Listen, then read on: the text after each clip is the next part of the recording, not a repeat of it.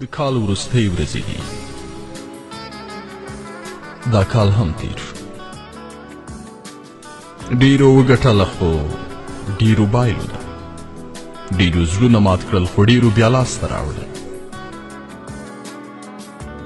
ډېر راغلل او ډېر بیا ولاړل. هغه چې راغلل کیدای شي ډېر کم نشي خو هغه چې تللي بیا هیڅکله هم نه راځي.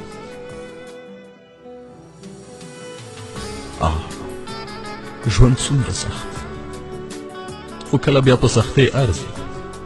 مهمه نه ده چې نړۍ ډېره ناځوانه ده. مهمه دا ده چې موږ ځوان مرده شو او د یو بل په قدر پوه شو. مه پرېږدئ چې له یو بل څخه لرې شئ. شاپرک خرس ته وویل مینه درسره لرم. خرس وویل اوس خوب راځي، غواړم ویده شم. کله چې پاڅېدم په اړه به یې خبرې وکړو. خرس په ژمني خوب ویده شو، بې خبر له دې چې شاپرک یوازې 3 ورځې عمر لري. له یو بل سره مینه وکړئ، کیدای شي دا موکه بیا په لاس در نه شي. مینه او ګلونه له ژوندیو سره او دعا له مړو سره ښایي. موږ ډېر کله برعکس عمل کوو. په هدیرو ګرځو او مړو ته ګلان وو، خو ژوندي مو بیا د سترګو پر وړاندې مري. نننی ژوند دومره لنډ شوی لکه غوټۍ چې ګل شي ګل مړاوی